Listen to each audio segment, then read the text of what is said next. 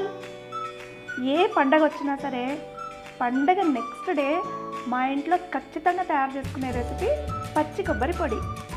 చాలా సింపుల్గా ఈజీగా జస్ట్ 3 నిమిషాల్లో రెడీ అయిపోయే ఈ పచ్చి కొబ్బరి పొడి చాలా అంటే చాలా టేస్టీగా ఉంటుందండి. సో ఇవాళ మీకు నేను మా రాయలసీమ విలేజ్ స్టైల్ పచ్చి కొబ్బరి పొడి ఎలా తయారు చేయాలో చూపిస్తాను.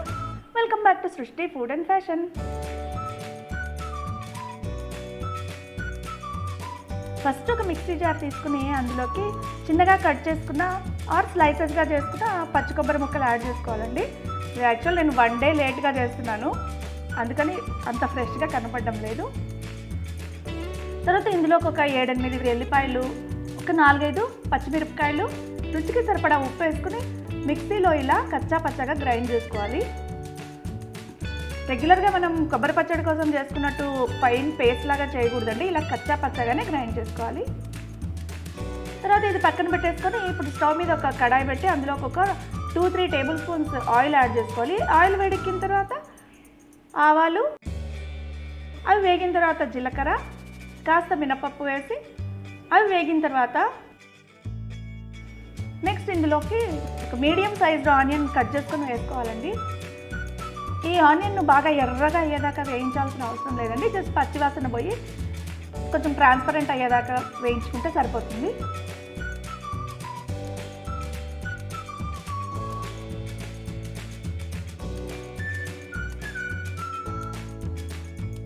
తర్వాత ఇందులోకి ఒక 1/2 స్పూన్ పసుపు యాడ్ చేసుకుని ఒకసారి బాగా కలుపుకోవాలి.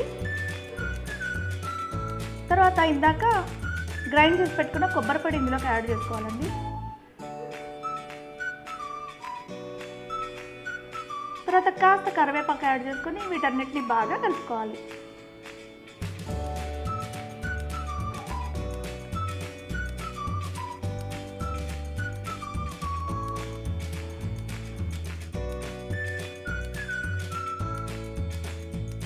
ఇలా బాగా కలిపిన తర్వాత మూత పెట్టి ఒక 2 నిమిషాల పాటు మగ్గించాలి. చాలా ఎక్కువసేపు ఉడికించాల్సిన అవసరం లేదండి, జస్ట్ ఒక 2 నిమిషాల పాటు మగ్గిచ్చేసి దించేసుకుంటే మన టేస్టీ పచ్చి కొబ్బరి పొడి రెడీ అయిపోతుంది. మేము యూజువల్గా వేడివేడి అన్నం పప్పు తినేటప్పుడు ఇది పచ్చడి బదులు ఈ పచ్చి కొబ్బరి పొడి వేసుకొని టేస్ట్ ఎంజాయ్ చేస్తూ ఉంటామండి. ఇలా కాకుండా ఓన్లీ వేడి అన్నంలోకి నెయ్యి వేసుకుని ఈ కొబ్బరి పొడి కలుపుకొని తిన్నా కూడా చాలా టేస్టీగా ఉంటుందండి. అండ్ జొన్న రొట్టెలోకి, చపాతీలోకి, పూరీలోకి కూడా సూపర్గా ఉంటుంది. సో నెక్స్ట్ టైం మీరు ఇంట్లో పచ్చి కొబ్బరి ఉన్నప్పుడు మా రాయలసీమ విలేజ్ స్టైల్లో ఈ పచ్చి కొబ్బరి పొడి తయారు చేసుకుని ఎలా వచ్చిన కామెంట్లో షేర్ చేయండి. ఈ వీడియో మీకు నచ్చితే లైక్ చేయండి, మీ ఫ్రెండ్స్తో షేర్ చేసుకుని మా ఛానల్ని సబ్స్క్రైబ్ కూడా చేయండి. Thank you all for watching.